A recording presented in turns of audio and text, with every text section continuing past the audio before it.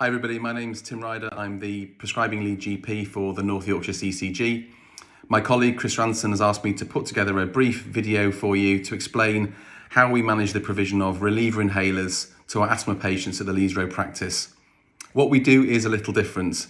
Traditionally we had the salbutamol inhalers on patients' repeat prescriptions, and after reading an article in the BMJ in 2014 and understanding a bit more about the underlying issues related to asthma deaths, we made a change and essentially removed salbutamol and terbutaline inhalers from the repeat prescriptions of our asthma patients. This sounds quite radical, but it's something that we've done for the last 5 or 6 years with no significant incidents and an improvement in patients' asthma control after a retrospective audit. So what I want to do first of all, if you can bear with me, is just go through some of the principles of the BMJ article and the national inquiry, and then explain to you how we made some practical changes to the way we look after our asthma patients with respect to provision of reliever inhalers. So it was concluded that 2 in 3 deaths from asthma could be prevented by better management of the condition, including personal asthma care plans for patients, timely review of patients' asthma care, and the prescription of more appropriate drugs. And that all came from the confidential inquiry into asthma deaths by the Royal College of Physicians. The inquiry looked in depth at the circumstances surrounding 195 asthma deaths in the UK in the 12 months from February 2012. The reviewers identified primary care failings in the routine care of 70% of the deaths studied.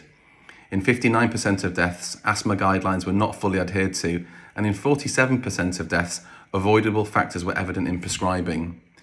Mark Levy, a GP and the Royal College of Physicians clinical lead for the National Review of Asthma Deaths, said, in quotes, "We identified major avoidable factors in 2/3 of those who died, so it's fair to say that at least 2/3 of the deaths could have been avoided. 45% of patients had not called for nor obtained help, suggesting they were unaware of how ill they were. Only 23% of patients who died had an asthma care plan. Of those who died, 39% had at least 12 salbutamol inhalers prescribed in the previous year. 4% had more than 50. Inhaled corticosteroids were prescribed for the majority of those who died, but they were not receiving them regularly. 38% had fewer than 4 preventer prescriptions in the last year." The inquiry recommended a system to identify poorly controlled asthma by excessive prescription of reliever inhalers. So what did we do? Well, in response to the article from the BMJ, our practice planned to review all the asthma patients that had salbutamol or terbutaline on their repeat prescription within the next 12 months, and we took the following actions. We identified those patients on salbutamol or terbutaline and those that were using the inhaler more than 2 to 3 times per week, which suggests poor asthma control, because one should really last several months with good asthma control. We withdrew the salbutamol and terbutaline inhalers from the patient's repeat prescriptions at their medication review or their asthma review. This is to avoid patients being able to order it too regularly. At the time of the review, they were fully counselled and they were issued 2 reliever inhalers. One was very clearly to be seen as a spare. We allowed reliever inhaler use up to 3 times a week, i.e. 6 puffs in total. And as each metered dose inhaler delivers 100 doses, one inhaler should last about 16 weeks with good asthma control. This message was relayed to the patients, also on the prescription counterfoils, and in the modern day you could use Accurix. And this was used to reinforce the medication review message that they'd had verbally, face to face. They were encouraged to contact the asthma nurse if they are using inhaler more than this. And when the GP then saw, for example, an online request for an inhaler within 3 months of the last issue, that would immediately instigate a task to the asthma nurses to call the patient on the same day to review their symptoms. The nurse could then re-educate the patient onto the correct treatment to control their symptoms appropriately, depending on their circumstances. Patients are reassured that this would not delay the issue of a new inhaler. And I think this is a really important point, because it can feel a little bit uneasy, the idea of taking a reliever inhaler off somebody's repeat prescription. But the reason that we were comfortable to do this is that a repeat prescription request usually takes at least 48 hours to process, and in the current climate, often longer. So this is the amount of time they would have to wait for a routine medication request for any medication on their repeat prescription. And that's too long if you need a reliever inhaler urgently.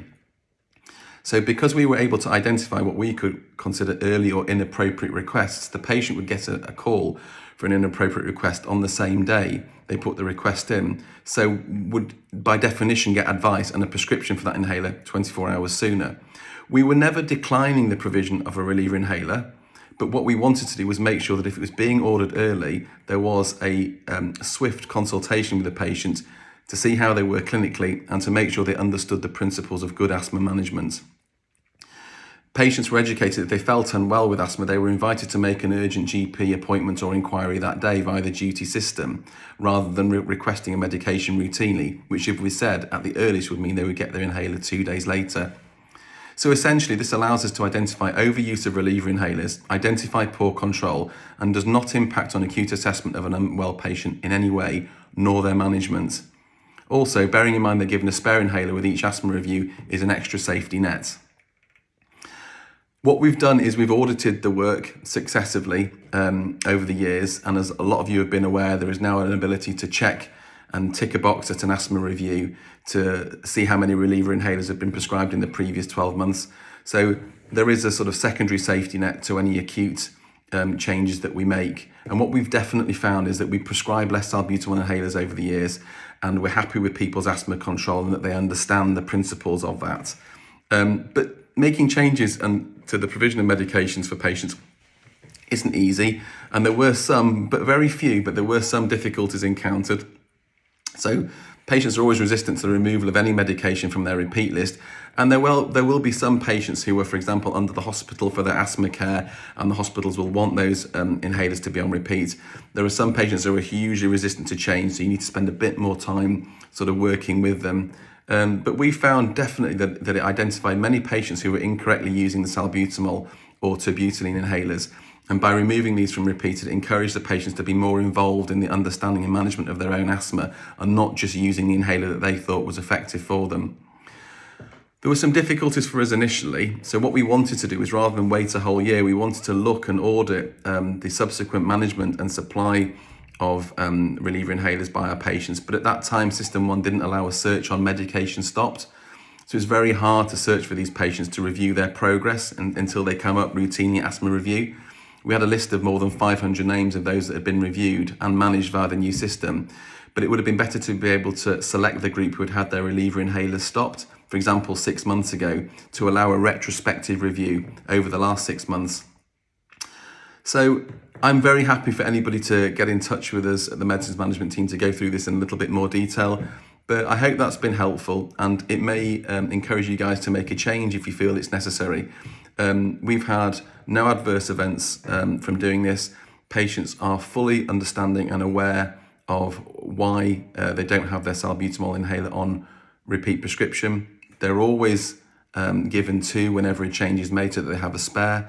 And we have a system where, through the duty system, if someone makes an inappropriate order, it's picked up on the day and the patient is contacted. So we never say no.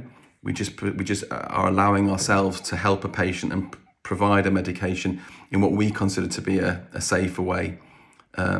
So thank you for your attention, and I hope that was helpful. Have a good day.